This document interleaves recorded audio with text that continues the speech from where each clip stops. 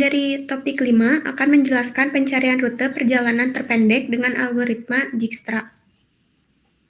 Nama saya Nisa Deviani Agustin Ruiz dengan NRP 2072051. Saya akan menjelaskan matriks yang telah dikonvert menjadi file CSV.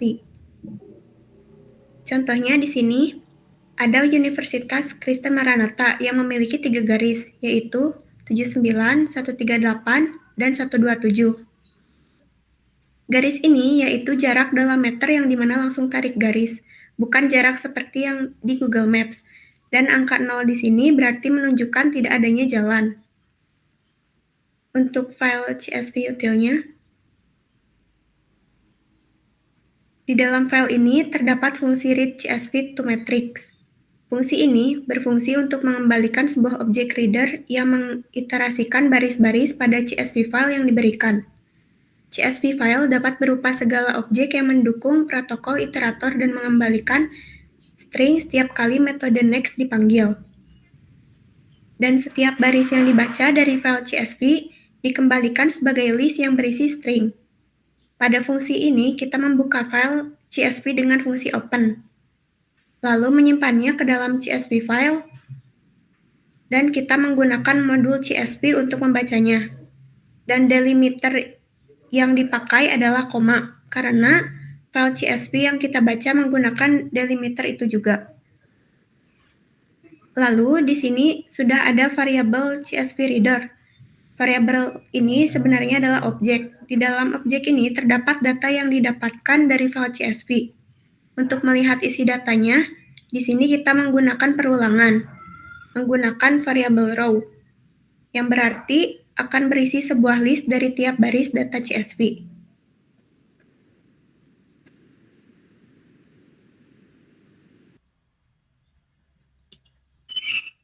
Yang selanjutnya, saya akan menjelaskan tentang aplikasi web yang digunakan. Sebelumnya, perkenalkan saya Arya Triputra Majaya dengan NRP 2072023. Yang pertama, di file index.html ini, kita memerlukan beberapa framework.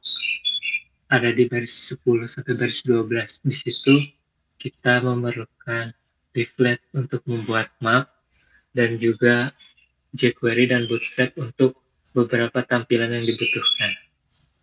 Lalu kita juga akan membuat beberapa tampilan seperti div untuk map, ada juga div untuk input lokasi berupa select, dan juga ada satu tabel yang untuk menampilkan daftar lokasi dari UK Maranatha ke lokasi yang lain. Dan beberapa tombol juga dihubungkan dengan beberapa fungsi yang nanti akan dijelaskan. Lalu untuk scriptnya ada di bagian bawah. Yang pertama itu adalah script untuk membuat map.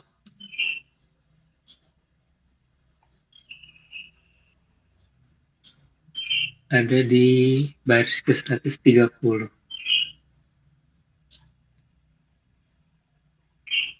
Untuk yang pertama, kita akan buat satu variabel map yang nanti akan menginisialisasikan sebuah map dari modul leaflet yang nanti akan disimpan di sebuah div dengan ID map. Lalu di sini juga kita butuh dua parameter untuk set view. Yang parameter pertama berupa array, yaitu parameter untuk koordinat X dan Y. Dan yang kedua adalah untuk zoom, tingkat zoom yang dibutuhkan. Lalu selanjutnya kita juga akan menambahkan tile layer ataupun data map ke div map yang tadi kita telah buat. Data map diambil dari OpenStreetMap. Di sini parameter yang tadi kita tulis akan dimasukkan ke dalam URL yang akan kita minta di internet. Lalu juga kita akan membuat satu buah grup untuk menyimpan semua marker yang ada di map, yang bernama markers. Lalu juga untuk data di dalam tabel, kita akan meminta data dari API yang akan kita simpan di tabel yang ada di atas. Lalu di tabel ini kita juga menyimpan ada berupa tujuannya, destinasi tujuannya, lalu juga ada path-nya, jadi kita lewat mana saja, dan juga ada distance-nya. Lalu untuk selanjutnya, beberapa fungsi yang lain kita butuh ada di marker.js. Di dalam marker.js ini, yang pertama kita ada satu buah variabel yang menyimpan array yang bernama nodes. Variabel ini menyimpan semua koordinat yang dibutuhkan. Koordinatnya berupa X dan Y. Dan di bawah ada beberapa fungsi, salah satunya ada fungsi add all marker. Fungsi ini bertujuan untuk menambahkan semua koordinat yang ada di variabel nodes ke peta yang ada di HTML.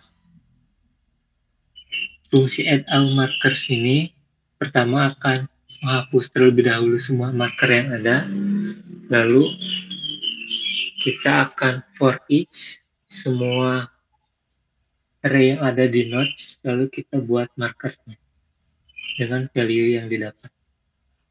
Lalu setelah kita menambahkan marker, kita juga akan menambahkan path-nya.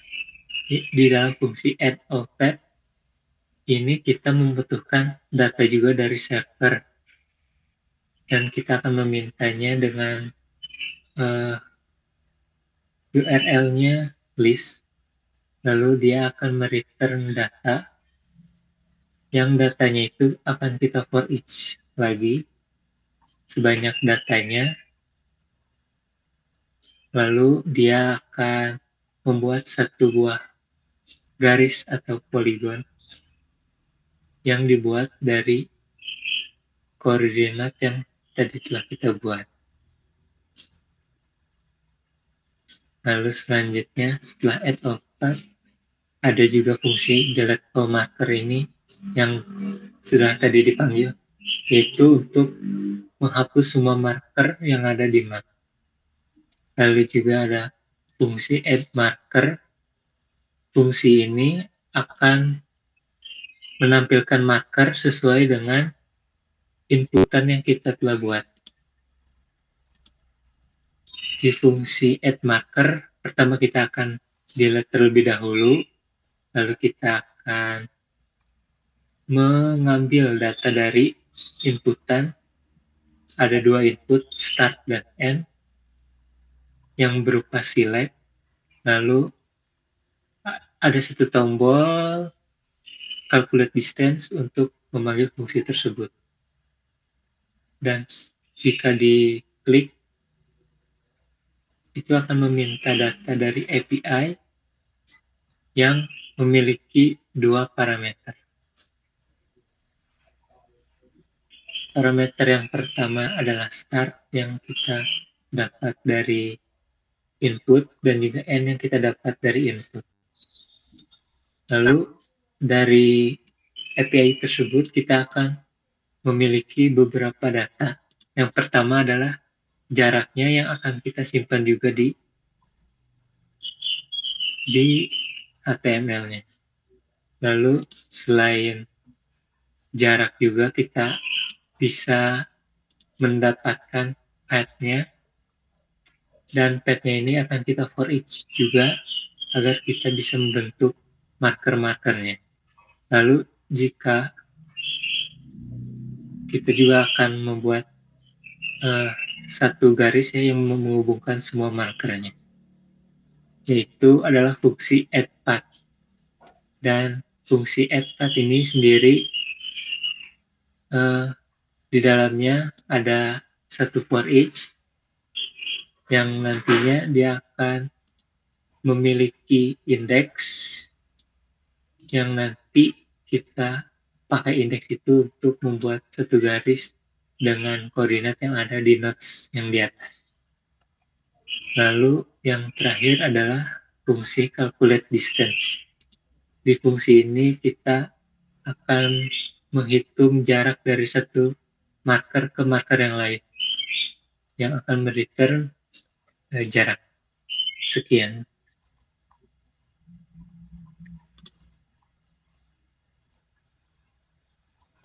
Baik, selanjutnya saya Siri Santiadi dengan NRP 2072025. Pada kesempatan kali ini saya akan menjelaskan terkait algoritma Dijkstra yang digunakan pada tugas besar strategi algoritmik. Jadi, pada line pertama itu ada satu buah variabel. Variabel ini tuh namanya infinity. Infinity ini tipe datanya adalah float. Jadi fungsinya ini tuh untuk memberikan sebuah value yang jumlahnya sangat besar. Maka nilai ini tuh kita akan setting pertama-tama tuh dengan infinity atau tak hingga. Jadi kalau misalkan teman-teman lihat dari sini tuh, di sini tuh ada bagian yang memang harus diinfinitikan terlebih dahulu. Jadi di sini kita panggil satu buah variabel untuk mendeklarasikan infinity ini. Kemudian baris selanjutnya itu fungsi Dijkstra-nya sendiri. Jadi di sini itu fungsi Dijkstra-nya itu menerima dua parameter input. Parameter input yang pertama itu berupa grafnya. Jadi tadi itu di sini udah ada grafnya. Kemudian kita juga perlu titik awal. Jadi titik awal yang ada di lokasi ini. Jadi misalkan di sini kita menggunakan Maranatha, maka titik awalnya itu akan digunakan sebagai node 0 untuk variabel awal ini. Kemudian di sini juga ada L. L di sini itu maksudnya berupa list yang nantinya itu bakal jadi luaran yang nantinya bakal berisi panjang terpendek dari simpul awal itu ke simpul akhir yang dicari. Kemudian di sini itu ada L awal sama dengan 0,0 itu tuh merupakan jarak dari inisial simpul gitu, inisial simpul. Misalkan di sini pakai Universitas Kristen Maranatha ke dirinya sendiri, makanya dia masih bernilai 0. Kemudian di sini ada variabel S. Variabel S ini tuh fungsinya untuk mencatat simpul-simpul yang nantinya terpilih sebagai lintasan terpendek yang udah dihitung. Jadi nanti di sini akan di append. Kemudian di sini juga ada satu buah looping. Yang pertama-tama itu di dalam loopingnya itu kita punya satu variabel mini. Ini tuh variabel mini itu kita set dulu sebagai infinity. Jadi kan pertama-tama tuh kita belum punya simpul S yang dipilih dan kita tuh bakal punya di dalam L ini tuh bakal punya jarak paling minimum. Kayak kalau misalkan di sini tuh kan kita nanti dia bakal cari jarak minimum. Nah, kalau jarak minimumnya itu bakal di-append yang node-node yang paling minimum di antara semua node yang tersedia kecuali yang infinity. Kemudian selanjutnya itu ada looping for j in range ini. Jadi merupakan perulangan untuk semua simpul yang belum ada di dalam si S-nya. Jadi belum ada di dalam simpul-simpul yang udah dicatat. Nah, kemudian nanti di sini tuh kita bakal ngelakuin pengupdatean jarak baru. Jadi kan tadi ada inisial vertexnya. Inisial vertexnya itu bakal diupdate dengan jarak terbaru yang ada di vertex selanjutnya. Nah, kemudian di sini itu tuh ada juga satu perulangan, di mana perulangan itu selama si grafnya itu belum sama dengan 0, dia itu bakal, maksudnya itu di sini tuh dia bakal menghitung jarak dari initial vertex gitu. Kemudian dibandingkan dengan vertex selanjutnya yang udah ditambahkan dengan bobot dari satu sisi. Jadi kalau perbedaannya Dijkstra itu kan dia udah ditambahin sama bobot yang sebelum dari sisi dari vertex sebelumnya. Jadi di sini misalkan ada 1, maka dia akan ditambahin ke node yang berikutnya. Makanya di sini tuh ada penambahan bobot Kemudian di sini juga kita bakal nge-update jaraknya. Jadi jarak dari initial vertex di sini, initial vertex itu bakal diupdate sama nilai yang udah ditambahin bobotnya. Jadi kalau misalkan di sini tadinya nilainya 2, dia bakal diupdate jadi 2 tambah 1. Jadi di sini tuh bakal nilainya jadi 3 kayak gitu. Terus kemudian nanti tinggal dia return si L-nya ini. Kemudian di sini juga ada satu buah fungsi lintasan. Fungsi lintasan ini tuh dia buat manggil simpul-simpulnya. Jadi di sini tuh kita perlu 3 buah parameter. Parameter pertama itu endnode-nya. Jadi node akhirnya di mana? Misalkan di sini node akhirnya tuh permata. Jadi di sini bakal jadi node akhir. Kemudian si simpulnya sendiri. Jadi kan tadi udah bikin simpulnya, kita bakal minta dari sini. Nah, di sini itu kan kita bakal kasih si lintasan itu kan bakal dikasih endnode-nya, terus simpul yang dipilih berdasarkan dari indeks si n-nya sendiri. Jadi kalau di sini indeksnya yang terakhir itu kan kalau misalkan lihat di sini permata itu kan dia indeksnya 2. Berarti nanti dia bakal dimasukin 2. Kemudian kita juga bakal cari simpul yang dipilihnya. Kayak gitu. Terus udah gitu nanti di sini tuh dia bakal nge-return si array simpulnya. Jadi lintasan mana aja sih yang bakal dipakai ketika kita mau dari startnya Universitas Kristen Maranatha menuju Permata Surya Sumantri. Nah, kalau di sini tuh kalau teman-teman lihat di sini tuh bakal nge-return 0 berarti 0. Terus di sini juga ada Teraza. Teraza itu sebenarnya di sini indeksnya 1. Kemudian di sini tuh ada Permata Surya Sumantri. Berarti dia bakal nge-return lintasan ini. Jadi node yang dipakai tuh berarti titik awalnya dari Univ Maranatha, kemudian path selanjutnya ke Teraza, kemudian end node-nya berarti berakhir di Permata Surya Sumantri. Seperti itu. Baik, sekian untuk algoritmanya. Halo, perkenalkan saya Stefanus dengan NRP 2072013 akan menjelaskan tentang bagaimana project ini dieksekusi dalam file main dan kemudian penjelasan tentang servernya juga. Di sini kita lihat dari file CSV util kita import fungsi read CSV to matrix untuk nodes-nya dan kemudian modul dari algoritma untuk import fungsi Dijkstra dan juga lintasannya. Jadi dalam main ini kita mendapatkan semua node atau titik-titiknya dari matriks itu, kemudian di return dalam variable graph.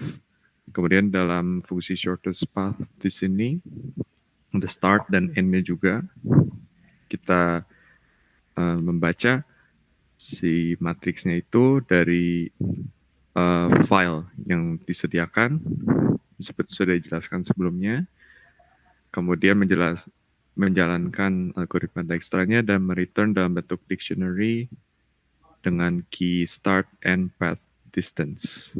Di mana start di si variable start itu juga dan end, dan path-nya menjalankan fungsi lintasan. Kemudian distance-nya memilih simpul dengan indeks n dan juga 0 di situ. Kemudian hasil return daripada main ini akan lanjut ke file server. Jadi ya, nah di server.py ini kita menggunakan library dari Fast API untuk sebagai penyedia. Jadi selain membuat server, kita import juga algoritmanya. Nah, yang hasil return dari main tadi diimport ya, dari fetch all node shortest path, terus itu shortest path to all node. Ya, awalnya seperti demikian, prosesnya inisialisasi dulu dengan memanggil PaaS API-nya, kemudian mengatur supaya server bisa diakses dari mana saja dengan menggunakan fungsi add middleware itu. Nah, kemudian kita juga membuat daftar URL dari servernya. Ya, jadi dengan app.getList itu mereturn fetch all node, kemudian path-nya juga return shortest path, kemudian add app.getMaranatha, ya mereturn itu, sehingga data-data ini nanti bisa diakses dalam Marker.js sehingga bisa dieksekusi dalam pengaplikasian web yang sudah dijelaskan sebelumnya. Kemudian saya akan berlanjut dengan penjelasan laporan kami.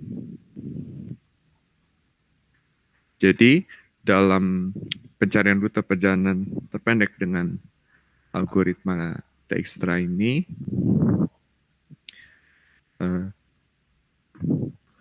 tentu kita mencari untuk rute terpendeknya. Ya, jadi algoritma Dijkstra ini untuk menghitung jarak yang terdekat ya, dengan bobot terkecil dari titik awal menuju titik tujuan. Untuk perolehan datanya tadi yang sudah ditampilkan dalam web, kami mengambil dari OpenStreetMap yang merupakan open source sehingga bisa dipakai secara gratis. Kemudian bahasa pemrograman yang telah kami pakai tadi adalah Python dan JavaScript, juga HTML sebagai bahasa webnya, kemudian framework leaflet, serta penggunaan peta digital tadi ya. Nah, jadi untuk grafnya sendiri ini dua arah, menggunakan undirected graph. Jadi untuk uji kasus ini memeriksa kebenaran rute perjalanan terpendek dengan algoritma Dijkstra, yang kemudian akan divalidasi apakah akurat dengan penggunaan hasil rute dari Google Maps ataupun Waze. Ya, hasilnya sudah terbukti sukses. Kemudian, lanjut, sebenarnya algoritma Dijkstra ini sudah dikembangkan cukup lama, sehingga sudah kita juga bisa akses, contohnya dalam kenyataan adalah Google Maps dan Waze.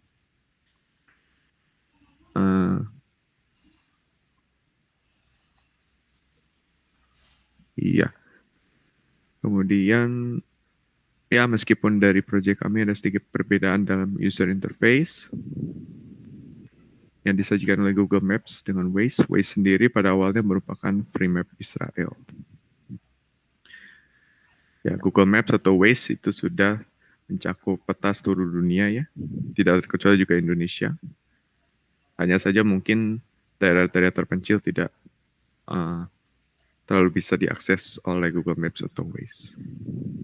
Dalam penelitian kali ini, dalam OpenStreetMaps, ini sudah selayaknya mirip dengan fitur Google Maps maupun Waze. Memang titik node atau lokasi tidak selengkap apabila menggunakan Google API, dan juga OpenStreetMap masih dibilang tradisional. Namun kelebihan yang menggunakan fondasi penggunaan OpenStreetMap yaitu tadi adalah gratis sehingga bisa mudah dikembangkan oleh developer lain.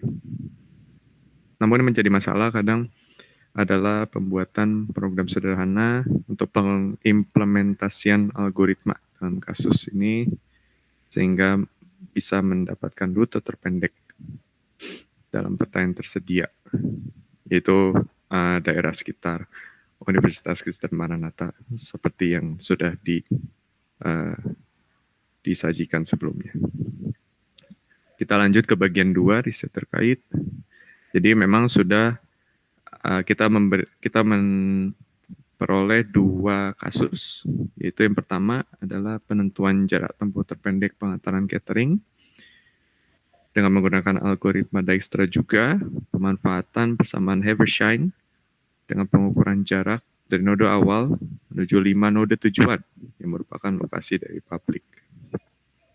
Nah, tujuan dengan Dijkstra ini untuk merancang sistem yang paling optimal sehingga biaya pengiriman bisa seirit mungkin dengan menerapkan satu kali pengantaran. Nah, berikut adalah gambarnya dengan quick design-nya.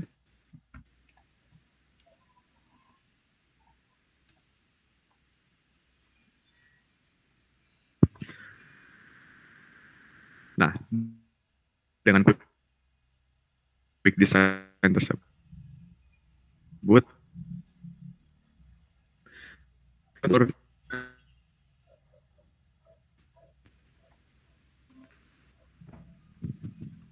cek.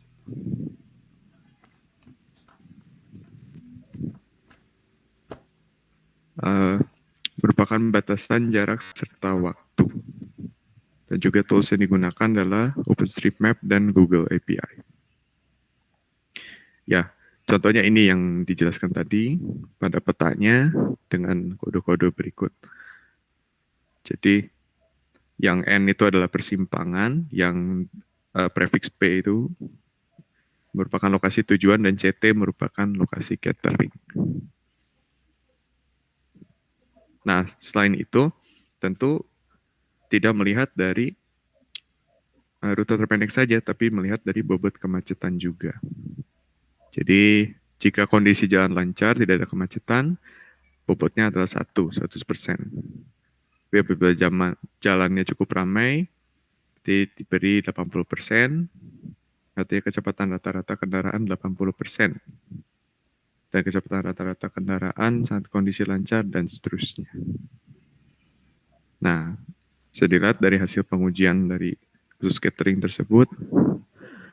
Ya, tabel X itu pengujian program. Ada 5 lokasi pabrik, dan titik awal fasilitas catering dengan data sedemikian pada OpenStreetMap yang kami gunakan juga, dan juga nama pabrik tujuan serta masing-masing latitude atau longitude ya, ketinggian dan posisinya. Kemudian tabel ini terdapat jarak tempuh dalam kilometer, ya, untuk perhitungan koordinat posisi dari catering ke masing-masing pabrik tersebut dengan perhitungan persamaan Habershine yang didefinisikan dengan masing-masing bobot sehingga memilih rute yang terpendek namun juga tidak terlalu macet. Kemudian waktu tempuh ya menjadi hasil ranking ya, sehingga nanti dapat memilih sesuatu yang optimum sehingga penentuan cost rendah. Yaitu solusi yang dapat adalah seperti demikian. Kemudian selain catering tersebut ada penerapan untuk batasan terpendek pengiriman barang PT Karisma Sumajaya Sakti dengan kurang lebih sama. Penelitian ini mengambil suatu pengukuran jarak tempuh menggunakan odometer, kemudian menyusun rute data dari Karisma Sumajaya Sakti untuk menggunakan Dijkstra. Nah, setelah data-data diperoleh, dilakukanlah observasi dengan odometer, sehingga jarak antar titik mengumpulkan bengkel ahas dengan bengkel lainnya yang berada di Kabupaten Kediri. Masing-masing titik ini kemudian dihubungkan dalam sebuah sisi. Ya, sisi ini adalah jarak pada graf, seperti gambar itu. Kemudian, selain sudah dibuat graf seperti itu, baru dilakukan perhitungan untuk rute terpendek pada pengiriman barang setelah mendapatkan data pengiriman barang. Algoritma Dijkstra juga otomatis ya menemukan lintasan terpendek dari rute yang ada. Kemudian secara singkat saya akan menjelaskan studi literatur yang menjadi landasan teori dari kasus pencarian rute dengan Dijkstra ini. Pertama dengan matriks graf tadi, kita menggunakan struktur data graf.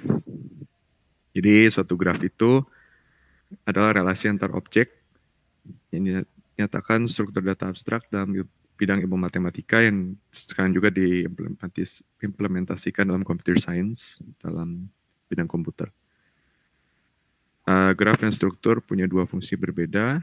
Graf lebih untuk melihat visualisasi data, satu graf, sedangkan struktur data lebih menjelaskan penyimpanan informasi sehingga dapat diakses dengan baik. Secara implementasi, si graf tadi bisa kita akses dalam bentuk list yang pertama, ya, atau daftar ketetanggaan atau adjacency list. Jadi dinotasikan dengan melihat setiap titik dengan tetangganya, kemudian dinotasikan dalam bentuk himpunan seperti demikian. Nah, kemudian pada tabel 1, daftar ketetanggaan, kita mendaftarkan titik ketetanggaan dengan titik yang mana saja menjadi tetangganya, sehingga bentuk dalam list. Tapi sayangnya nilai antar sisi ini nggak dapat direpresentasikan. Adapun cara kedua adalah matriks ketetanggaan yang kami gunakan pada kasus tadi, kasus Maranatha tadi. Jadi matriks dalam daftar 2 dimensi, setiap kolom dan barisnya secara serandai direpresentasikan melalui simpul-simpul yang ada. Nah, setiap baris entry itu akan menyatakan hubungan antar simpul. Contohnya pada graf ini, dengan ada 6 titik di situ. Ya, yang itu adalah undirected, tidak berarah, tanpa, dan sebenarnya ada satu lagi yang menunjukkan dengan anak panah, itu yang berarah. Kalau kita lihat dalam bentuk matriks, nah, jadi misalkan pada baris 1, pada kolom 1, 2, dan 5 itu terhubung. Jadi 1 hubungan dengan 2 dan 5. Begitulah seterusnya sampai matriks itu berukuran n kali n. Ya, kelebihan dan kekurangannya, kalau kelebihannya, ya ini dapat diakses langsung dari indeksnya. Ya, sehingga ketetanggaan kedua simpul dapat ditentukan langsung. Kekurangannya, kalau banyak yang bernilai 0 atau sparse matrix, itu menjadi boros karena kan harus periksa satu-satu. Jadi komputasinya akan lama nanti.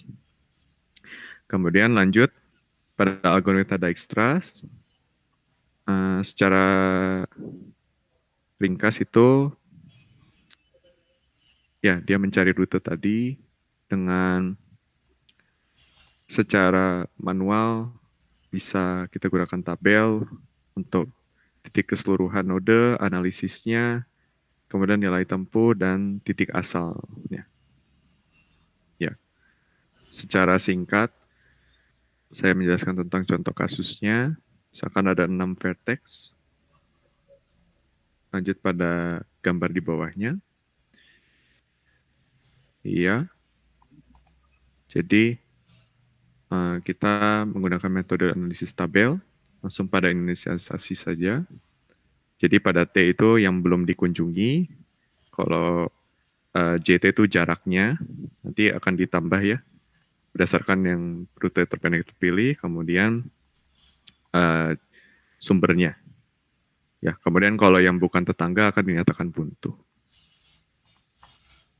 Prinsipnya sama seperti yang sudah dijelaskan dalam video.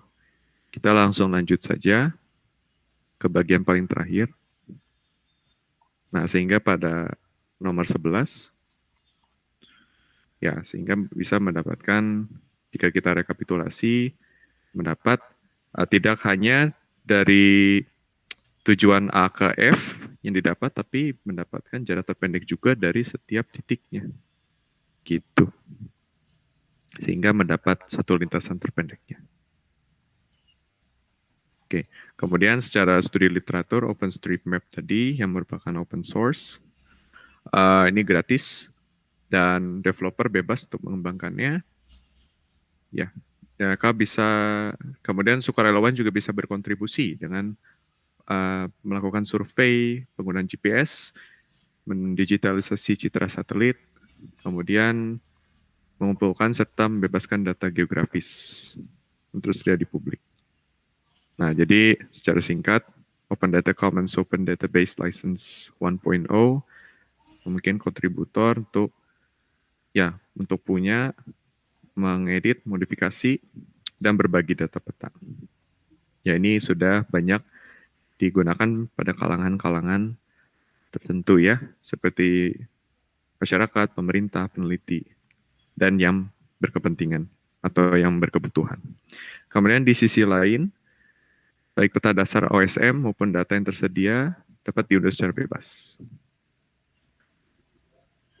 Nah, dan ini juga bagus banget, terutama daerah terpencil yang terkebelakang secara ekonomi, tidak ada insentif atau sponsorship bagi perusahaan pemetaan untuk mengembangkan daerah tersebut. Nah, OSM tuh bisa menjadi jawaban, sehingga terjadi digitalisasi pada daerah-daerah terpencil. Lanjut kepada bagian implementasi dan pengujian. Jadi, dalam penelitian ini, topik permasalahan yang diambil adalah pencarian solusi lintasan terpendek dengan Dijkstra. Untuk geolokasi, dalam implementasi pencarian jalur, itu dalam kasus kami gunakan adalah geolokasi dari lingkungan di sekitar Universitas Kristen Maranatha, yang sekitar kita menggunakan 20 buah node. Ya, yang tidak termasuk Universitas Kristen Maranatha karena yang menjadi destinasi utamanya. 20 tersebut ya bisa dibaca seperti demikian tempat-tempatnya. Nah, dengan persoalan tersebut, maka kita akan mendeskripsikan solusinya juga. Maka dengan penelitian ini, penggunaan algoritma Dijkstra pun digunakan untuk pencarian lintasan terpendek. Algoritma ini cari lintasan terpendek dari suatu vertex, suatu titik, dan membangun sebuah pohon atau tree dengan nilai paling minimum. Adapun dalam pembangunan graf butuh sebuah matriks untuk mengetahui node mana saja yang saling bertetangga. Nah, berikut merupakan hasil matriks yang telah dibuat dalam penelitian ini.